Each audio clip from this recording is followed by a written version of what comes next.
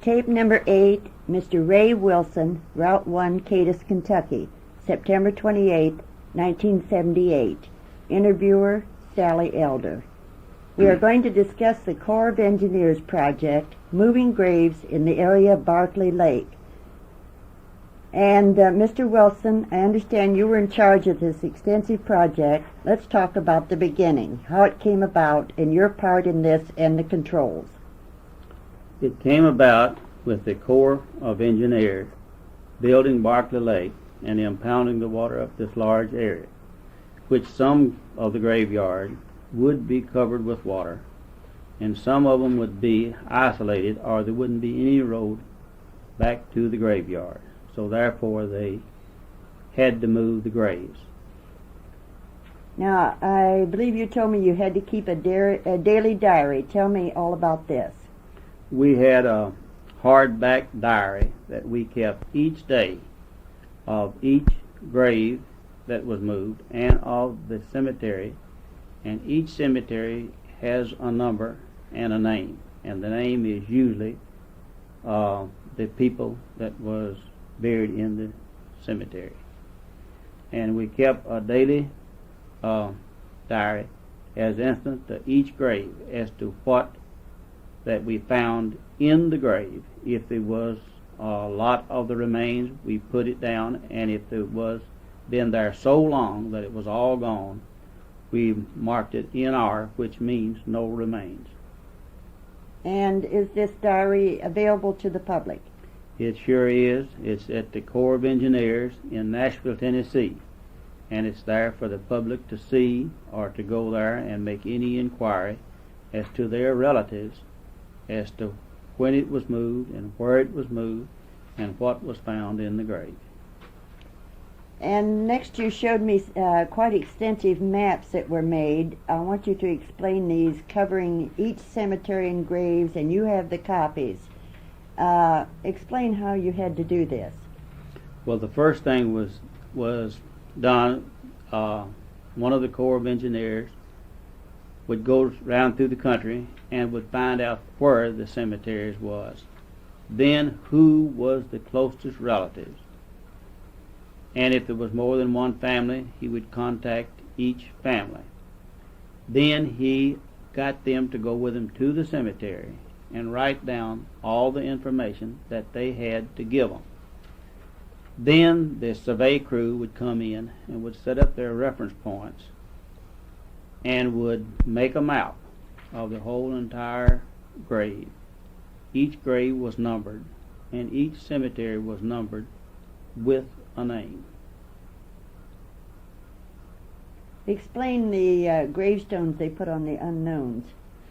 The Corps of Engineers let these moving of these graves out by contract, and they had a specified size stone which was made of concrete and made of aluminum plates with aluminum letters on it that was inserted in this aluminum plate. And then if there was a name and a birth known given by any of the relatives, then it was put on this plate as to the name and the birth and the death. If not, and no one knowed, then it was marked unknown with that cemetery number and the grave number, and its location is on the maps as to where it was. So if anyone wants to know in the future, said I was buried by so-and-so, north, east, south, or west, then you could go back and could tell them which grave it is and could identify the grave today in the reinterment site. Since we have found out about these maps, we are going to take extra copies and put them in the research department of the Trigg Library, the John L. Street Library, so anybody can research their ancestors and find out where they are buried, and they can always contact Mr. Wilson, and he will help them with their project. I noticed on these pictures some of the coffins, how different they were made from what we see nowadays. Explain these iron ones. Well, at first I had a camera that I kept with me, and anything that was unusual, I made it, so that we would have something to look back to and could tell what that was found and what it looked like. And some of the most unusual things was these cast iron caskets. They was made of cast iron, which is from an eighth to a quarter of an inch thick. Anyway, it would take 6 men to lift them. And they was put together with brass screws, which was just as bright today as it was the day they was buried. And they are kindly made in a mummy shape, which your shoulders would be the widest place, and then would taper back to the feet, then rounding at the head. And on top, well, the first thing would be a big glass plate, would be where the relatives could look through at the remains while it was in the casket. And then on top of that was the big cast iron plate was put on with big brass screws. And the caskets was just in as good a shape today as they was the day that it was put in the ground. Well, these had to be homemade, we might say, or handmade, which would involve pretty early graves, wouldn't it? It dates back that no one that's living today knew anything about any of them being in the cemeteries. It was as much shock to the relatives or anybody that knew anything about it as it was to us when we first found them. There's no one that knows anything about where they came from or anything. What other kinds of caskets did you find? Well, we found some of the metal caskets that we have today. And the oldest one, I think, that we moved had been in the ground 51 years. It was still intact, in good condition, had rusted a little, but they was able to be lifted out without disturbing the remains in any way. Now, what did you do when there was no casket left? How did you handle this? Well, you know about how deep that a grave is. When you got down to that, about that distance, and you begin to watch carefully to see any signs of any remains. You found it, well, in every stage that you might think of a body being decomposed in. Sometimes you'd find a full-size remain, sometimes just part, and sometimes not anything except maybe a quarter to a half an inch of real thin line gray or darker earth. And then that was cleaned down to that as careful as possible, and all of it was removed and put into the new casket and was numbered, grave number, and the cemetery number. Then it was put in this new casket, was nailed up, and then it was numbered for it to go to the reinterment site, and there it was placed in line as they came out of the original cemetery. You have mentioned some of the families being involved. How did you handle this, the descendants, the concern at moving the graves, the emotions? You had all different kinds of emotions in moving that many graves. Some just came to see kind of what was there, to see what kind of job we'd done, or to see what was going to be done. Some of them came there with sorrow in their hearts, almost like it was the day that the person was laid at rest in the cemetery. And especially I know of one little baby that the mother was there, and some of the little toys was still in the grave. And it certainly moved her heart as well as some of the rest of us that was there. Did you have a problem with just people being nosy and sightseers? Not too much of a problem, but we had some. I know at one of the first cemeteries that we moved, we had 3 or 4 that came over to see what was going on, and we had to ask them if they had any relatives there, and they said no. We said, "We're sorry, we just can't let you stay here and look." And this was done because that so many rumors get started, and so many people will see things and tell one thing, and some will tell another. And if you was a relative, you was welcome. We was glad for you to be there to see that we did the best job that could be done. And so far as the one coming to gossip, they just couldn't stay. How was the decision made where to move these graveyards out of the flood district? The Corps of Engineers bought 2 different tracts of land, one between the lakes, which is known as the Matheny Cemetery, and the ones that requested one to be buried in that one, they was carried to that one. Most of them from between the lakes was reinterred in that cemetery. And on the Cadiz side of Barkley Lake, there's one that's buried just out from Cadiz a piece, just a little bit west of the Calvary Baptist Church on the Riley Hollow Road.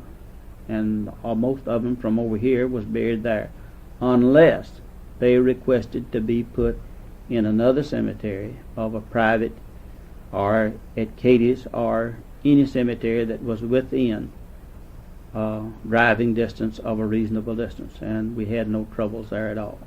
Well, are these cemeteries still being used by descendants?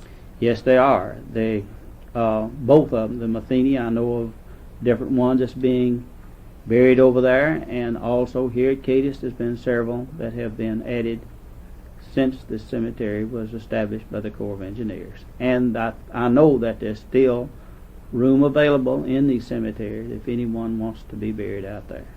Now, what would you suggest anybody in the public that comes into the library listening to this tape that is looking for an ancestor, where would you suggest they start? I would say, being as I have some extra copies of the maps that we used in moving these cemeteries, I got some extra copies because the contractor had several copies, the Corps of Engineers did, and I thought something like this might take place, so I got extra copies. And I'm going to give you these copies that can be kept there at the library. And the people then will know the name of the cemetery, and it's got the location. They can look at it and probably tell exactly which one that they're looking for. And if they're not, and I'm available, I'll be glad to help anyone at any time. Now, is there any help that you could give them on those that had no gravestone? Would it be a family cemetery or something, maybe a lead that you could help them with? I would think so. If they know the cemetery, I'm sure they will, and tell me about where they was buried, then we can take one that is known, and then we can say it's north, east, south, or west of there, and about how many graves. If they have an idea, then we can pretty well figure out which grave belongs to their relatives. In other words, these maps are quite extensive, cross-reference and family and relatives, so you could probably help them find them. Yes, ma'am. Does anybody else in town, the courthouse or the like, have copies, or will these be the only ones? I'm not sure, but I think that there is a copy in the county court clerk's office.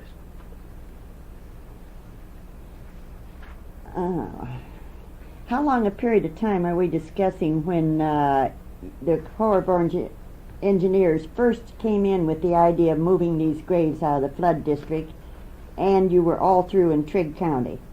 Well, I think the idea came when they decided to build Barkley Lake. They knew that they would have to be moved because they do in all of the other lakes that have ever been built. And then we started here before the lake started to being filled, but most of the clearing was done at the time we started to that. It was put off till about last. We are advertising for any 1 and 2 just small family graves on farms and the like. Did you find much of this, where there were just a couple grave sites? Yes, we found some where there was only one grave site. And how did you go about finding them? Well, someone in the community would tell us where they are. You know, that there's a grave at such and such a place, and we would go and and find it and determine where it was at, and then that's where we would find it. And in some of these graves that we have moved, for instance, Cumberland Cemetery, there was a tree that at the top had broke out and fell down. That while we was digging, or they was removing them, I got to looking and found 5 graves in one row under this old treetop, and they was taken out and moved and marked unknown.